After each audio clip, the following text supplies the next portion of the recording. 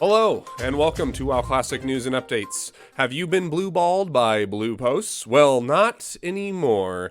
Blizzard let loose a flurry of blue posts last night and this morning, but before we get into those, Classic TBC players have been fighting their way through Sunwell Plateau, some more successfully than others, and talks of nerfs have been thrown around. Players struggling to get past bosses like Twins, Muru, Kil'jaeden, or potentially are still stuck on Kalecgos are open to the idea of nerfs, while players who have been full clearing the raid, perhaps due to a sense of pride, want to keep it the way that it is. Whether that's to continue to speedrun or to push parses, they want the raid to stay in its hardest form. Well, the answer finally came to us in the form of a tweet reply from Classic WoW lead Brian Birmingham.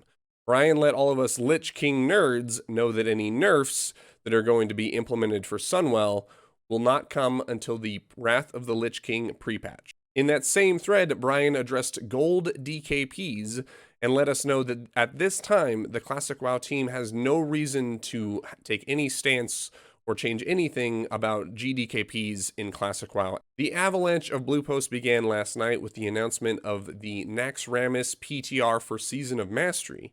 Now, this is not testing for Wrath of the Lich King, but the changes and buffs that they add to the raid in Season of Mastery could be things that they implement in Wrath to increase the difficulty for all of us WoW veterans. The PTR testing for Season of Mastery Naxx will begin this Thursday, June 23rd at noon Pacific. After throwing Season of Mastery players a bone, the Classic team shifted back to its bread and butter with a WoW forum post from WoW developer Kaltoris, who gave us some more detailed information on the in-game group finder that's going to be implemented in Wrath Classic. The new group finder will be a combination of what we have in TBC and the group finder that currently exists in retail. Players will be able to either create groups from scratch or supplement existing groups to form up for dungeons, raids, PvP, quests, or custom content. You will be able to identify your class and role, and to start out, there are going to be no restrictions for roles based on class, so get ready for all of your healing warriors and tanking hunters. The group finder is meant to replace third-party add-ons such as the LFG bulletin board, and Blizzard's goal is to keep the group organization experience in the spirit of Classic WoW. With Wrath on the horizon, many players are diving into TBC and beginning their preparations for the eventual Wrath pre-patch and the inevitable Wrath launch. This includes leveling alts, professions, and starting to drop hints to your work and family that you're gonna be busy for a couple weeks this fall. You're just not sure exactly when yet.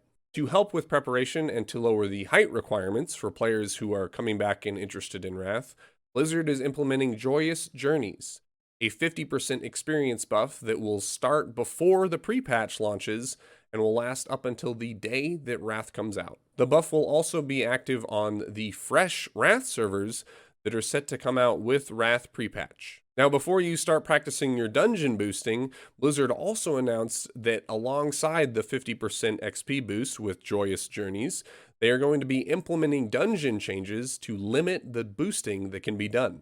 Blizzard will be implementing their anti-dungeon boost changes that were introduced and tested out in Season of Mastery. These changes include limiting or fully removing experience gain if the difference between character levels inside of a dungeon is too large. The adjustments will also give mobs immunity to snare and slow effects after a set amount of time, or if the mob calls shenanigans and players are unable to prove that they aren't boosting. The blue posts for Joyous Journeys and the dungeon adjustments both stated that they will be implemented in the next several weeks, will last 6 to 8 weeks, and will conclude at Wrath launch. I'm no calendar doctor, but that puts us on track for a pre-patch in August and a full-on Wrath launch in September, or at the very latest early October.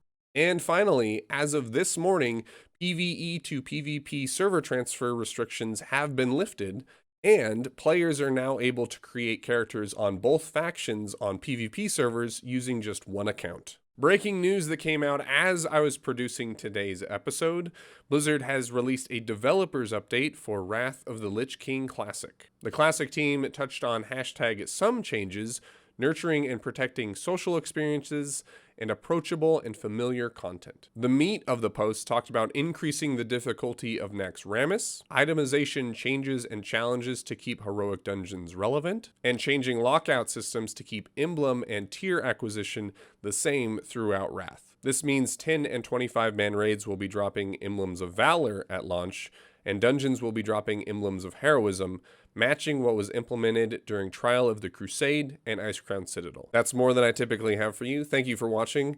Please consider hitting that like and subscribe button. Every like and subscribe adds one additional hit to the cowbell in Blue Oyster Cult's Don't Fear the Reaper. Have a great day, and as always, happy hunting.